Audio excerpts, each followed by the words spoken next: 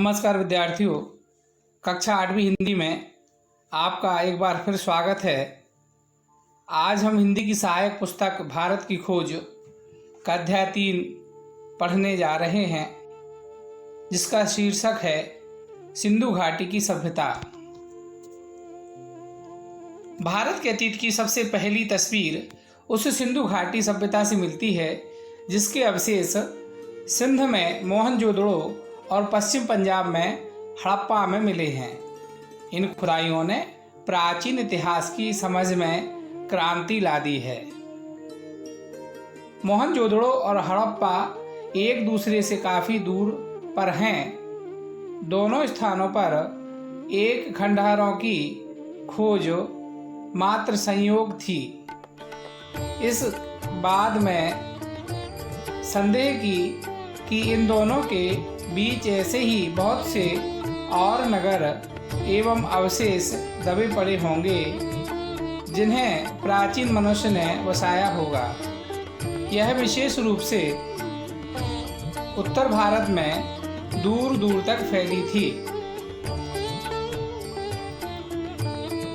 संभव है कि भविष्य में भी इस सुदूर अतीत को उद्घाटित करने का काम हाथ में लिया जाए और महत्वपूर्ण नई खोजें की जाएं। इस सभ्यता के अवशेष इतनी दूर दूर जगहों से मिले हैं, जैसे पश्चिम में काठियावाड़ में और पंजाब के अंबाला जिले में। यह विश्वास किया जाता है कि सभ्यता गंगा घाटी तक फैली थी, इसलिए यह केवल सिंधु घाटी सभ्यता भर नहीं, उससे अधिक है। अब तक हम जो जान सके हैं उसका बहुत महत्व है। सिंधु घाटी सभ्यता आज जिस रूप में मिली है उससे अनुमान लगाया जा सकता है कि वह बहुत विकसित सभ्यता थी और उस स्थिति में पहुंचने में उसे हजारों वर्ष लगे होंगे। आश्चर्य की बात यह है कि यह सभ्यता मुख्य रूप से धर्मनिरपेक्ष सभ्यता थी। धार्मिक तत्व मौजूद होने पर भी इस पर हावी नहीं थे। यह भी स्पष्ट है कि यह भारत में बाद के सांस्कृतिक युगों की अग्रदूत थी। सिंधु घाटी की सभ्यता ने फारस, मेसोपोटामिया और मिस्र सभ्यताओं से संबंध स्थापित किया और व्यापार किया। कुछ दृष्टियों से यह सभ्यता उनकी तुलना में बेहतर थी। यह एक ऐसी नागर सभ्यता थी जिसमें व्यापारी वर्ग धनाढ्य था और उसकी भूमिका महत्वपूर्ण थी। सड़कों के किनारे से दुकानों की कतारें थीं और दुकानें संभवतः छोटी थीं, अर्थात आज से 7000 साल पुरानी सभ्यता जो खनन के बाद भारत के सिंधु नदी और गंगा के कुछ क्षेत्रों से प्राप्त की गई है। ऐसे ही प्राचीन सभ्यता फारस और मेसोपोटामिया और मिस्र की सभ्यता के साथ संबंध रखने वाली सभ्यता थी, परंतु मिस्र की सभ्यता से और मेसोपोटामिया की सभ्यता से भारत की सभ्यता को श्रेष्ठ माना गया है। सिंधु घाटी सभ्यता और वर्तमान भारत के बीच समय के ऐसे कई दौर गुजरे जिसके बारे में हम बहुत कम जानते हैं। वैसे भी इस बीच कई असंख्य परिवर्तन हुए हैं, लेकिन भीतर ही भीतर निरंतरता की ऐसी श्रृंखला चली आ रही है जो भारत को 6-7 हजार साल पुराने उस बीते हुए युग से जोड़ती है, जब संभवतः सिंधु घाटी सभ्यता की शुरुआत हुई थी। यह देखकर अचरज होता है कि मोहनजोदड़ो और हड़प्पा में कितना कुछ ऐसा है जो हमें चली आती परंपरा और रहन सहन की लोक प्रचलित रीति रिवाजों की, दस्तकारी की, यहाँ तक कि पोशाकों के फैशन की याद दिलाती है। यह बात दिलचस्प है कि भारत अपनी कहानी कि इस भोर बेला में ही एक नन्हे बच्चे की तरह नहीं बल्कि अनेक रूपों में विकसित शयाने रूप में दिखाई पड़ता है। वह जीवन के तौर तरीकों से अपरिचित नहीं है। उसने कलाओं और जीवन की सुख सुविधाओं में उल्लेखनीय तकनीकी प्रगति कर ली है। उसने केवल सुंदर वस्तुओं का सृजन ही नहीं किया बल्कि आधुनिक सभ्यता के उपयोगी और ज़्यादा ठेठ चिन्हों, अच्छे हमामों और नालियों के तंत्र का भी निर्माण किया है। अर्थात प्राचीन सिंधु घाटी सभ्यता नगरीय सभ्यता थी और वहाँ नगर सुव्यवस्थित बने हुए थे। नगरों में चौड़ाई से चौकोर सड़कें हुआ करती थीं और सड़कों के किनारे किनारे से दुकानें थीं जो छोटी थीं पर सुंदर थीं। वहीं जो भवन बनाए गए थे वह भी बहुत सुंदर थे। भवन के अंदर ही एक छोटे तालाब बना दिए गए थे जिन्हें जलाशय कहा जाता है और वहीं परिवार के और घर की स्त्रियां स्नान किया करती थीं। साथ ही जल निकासी के लिए नगर के दोनों तरफ व्यवस्थित नालियां बनाई गई थीं। आर्यों का आना। ऐसा कहा जाता है कि भारत के प्राचीन संबंध में आर्यों का आना भी एक महत्वपूर्ण घटना है। सिंधु घाटी सभ्यता के लोग कौन थे और कहाँ से आए थे इसका हमें अब भी पता नहीं है। यह संभावना भी है कि इनकी संस्कृति इसी देश की संस्कृति थी। उसकी जड़ें और शाखाएं दक्षिण भारत में भी मिल सकती हैं। कुछ विद्वानों को उन लोगों और दक्षिण भारत की द्रविड़ जातियों एवं संस्कृति के बीच अनिवार्य समानता दिखाई पड़ती है। यदि प्राचीन सभ्यता में कुछ लोग भारत में भी आए थे तो यह घटना मोहनजोदड़ो के समय के कई हजार वर्ष पहले घटी होगी। व्यवहारिक दृष्टि से हम उन्हें भारत के ही निवासी मान सकते हैं। यहाँ पर नेहरू जी ने वर्तमान भारतीय यज्ञकर्ता ब्राह्मण, क्षत्रिय, वैश्य और वर्तमान जो शूद्र समाज भारत में निवास करती हैं इन्हें आर्य माना है। उनका मानना था कि आर्य भारत के मूल निवासी नहीं हैं। ये 7,000-8,000 साल पहले उत्तरी पश्चिमी एशिया से भारत की तरफ आए थे और बाद में यहीं बस गए और उन्होंने भारत में धीरे धीरे कृषि को अपना मुख्य व्यवसाय बना लिया और मूल निवासी भारतीय द्रविड़ों से इनके जातिगत संबंध और सांस्कृतिक संबंध पनपे और सब लोग मिलकर व्यवहारिक दृष्टि से साथ में रहने लगे। सिंधु घाटी की सभ्यता के बारे में कुछ लोगों का कहना था कि उसका अंत अकस्मात किसी ऐसी दुर्घटना से हो गया जिसकी कोई व्याख्या नहीं मिलती। सिंधु नदी अपनी भयंकर बाढ़ों के लिए प्रसिद्ध है जो नगरों और गांवों को वहां ले जाती है।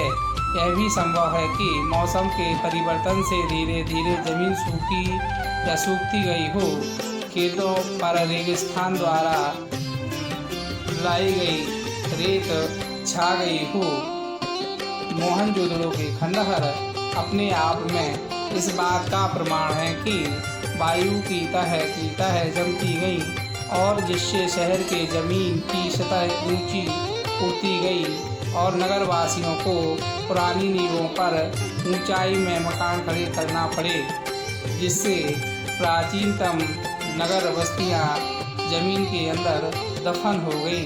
अर्थात एक सभ्यता की सभ्यता धीरे धीरे दफन हो गई। खुदाई से निकले कुछ मकान 2 या 3 मंजिले जान पड़ते हैं। वे इस बात के सबूत हैं कि सतह के ऊंचे उठने के कारण समय समय पर उनकी दीवारें भी उठाई गई हैं। हम जानना चाहते हैं कि सिंध का सूबा पुराने समय में बहुत समृद्ध और उपजाऊ था, परंतु मध्य युग के बाद ज़्यादातर सूखा रह गया। इसलिए यह मुमकिन है कि मौसमी परिवर्तनों ने उन इलाकों के निवासियों और उनके रहन सहन की पद्धति को प्रभावित किया हो, लेकिन मौसमों के परिवर्तनों का प्रभाव दूर दूर तक फैली इस नगर सभ्यता पर अपेक्षाकृत छोटे से हिस्से पर पड़ा होगा। हमारे पास इस पर विश्वास करने के कारण हैं कि यह सभ्यता गंगा घाटी तक संभवतः या उससे दूर तक फैली थी, पर इस बात का फैसला करने के लिए हमारे पास पर्याप्त आंकड़े नहीं हैं। वह बालू जिसने इसमें से कुछ प्राचीन शहरों पर छाकर उन्हें ढक लिया था, उसी ने उन्हें सुरक्षित भी रखा, जबकि दूसरे और प्राचीन सभ्यता के प्रमाण धीरे धीरे नष्ट होते रहे और समय के साथ खंड खंड हो गए। सिंधु घाटी सभ्यता के बाद के काल खंडों के बीच निरंतर संबंध के साथ ही इस सिलसिले के टूटने के या उसमें अंतराल के प्रमाण भी मिलते हैं। यह टूटना इस बात का सूचक भी है कि बाद में आने वाली सभ्यता भिन्न प्रकार की थी। बाद में आने वाली इस सभ्यता में शुरू में संभवतः कृषि की बहुतायतता, गोकी नगर और थोड़ा बहुत शहरी जीवन भी मौजूद था। गोकी नगर से तात्पर्य ग्रामीण क्षेत्र जहाँ गोचर या कृषि होती थी। शहरी क्षेत्र अर्थात प्राचीन समय के संपन्न नगर जहाँ व्यवसायी और राजकाज करने वाले लोग रहा करते थे। खेती हर पक्ष पर जोर शायद उन आगंतुकों ने दिया होगा जो आर्य थे और उत्तर पश्चिमी दिशा से भारत में एक के बाद एक कई बार आए और यहाँ आकर रह गए। ऐसा माना जाता है कि आर्यों के प्रवेश सिंधु घाटी युग के लगभग 1000 वर्ष के बाद हुआ। यह भी संभव है कि इसमें इतना बड़ा समय का अंतर न रहा हो और पश्चिमी उत्तर दिशा से भारत में एक कबीले और जातियां समय समय पर आती रही हों और भारत में जज्ब होती रहीं, अर्थात भारत में ही बसती रहीं। बसे पहला बड़ा सांस्कृतिक समन्वय और मेल जोल बाहर से आने वाले आर्यों और धर्म जाति के लोगों के बीच हुआ, जो संभवतः सिंधु घाटी सभ्यता के प्रतिनिधि थे। इसी समन्वय और मेल जोल से भारतीय जातियों और बुनियादी भारतीय संस्कृति का विकास हुआ, जिसमें दोनों सभ्यताओं के तत्व साफ दिखाई पड़ते हैं। बाद के युगों में और बहुत सी जातियां आईं, सबने अपना प्रभाव डाला और फिर घुल मिलकर यहीं रह गए। प्राचीनतम अभिलेख, धर्मग्रंथ और पुराण। सिंधु घाटी सभ्यता की खोज से पहले यह समझा जाता था कि हमारे पास भारतीय संस्कृति का सबसे पुराना इतिहास वेद है। वैदिक युग के काल निर्धारण के बारे में बहुत मतभेद रहे हैं। यूरोपीय विद्वान प्रायः इसका समय बहुत बाद में मानते हैं और भारतीय विद्वान बहुत पहले। आजकल अधिकांश विद्वान ऋग्वेद की ऋचाओं का समय ईसा पूर्व 1500 मानते हैं, पर मोहनजोदड़ो की खुदाई के बाद से इन आरंभिक भारतीय धर्म ग्रंथों को और पुराना साबित करने की प्रवृत्ति बढ़ गई है। वस्तुतः यह हमारे पास मनुष्य के दिमाग की प्राचीनतम उपलब्ध रचना है।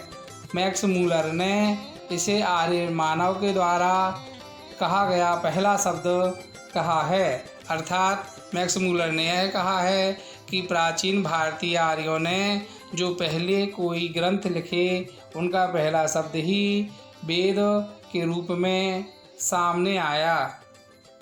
भारत की समृद्ध भूमि पर प्रवेश करने के समय आर्य अपने साथ उसी कुल के विचारों को लेकर आए थे जिससे ईरान में अवेस्ता की रचना हुई। ईरान में अवेस्ता नामक एक पवित्र ग्रंथ है जिसका की समानता नेहरू भारतीय वेदों से करते हैं। भारत की धरती पर उन्होंने उन्हीं विचारों का पल्लवन किया।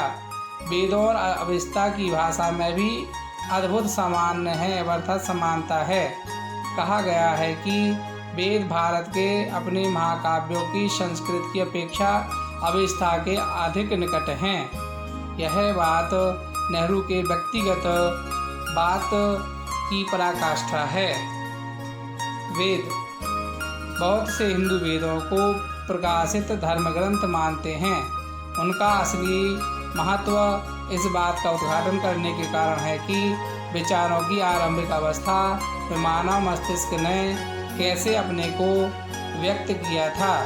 वह मस्तिष्क सचमुच कितना अद्भुत था। वेद की उत्पत्ति विद धातु से हुई है, जिसका अर्थ है जानना।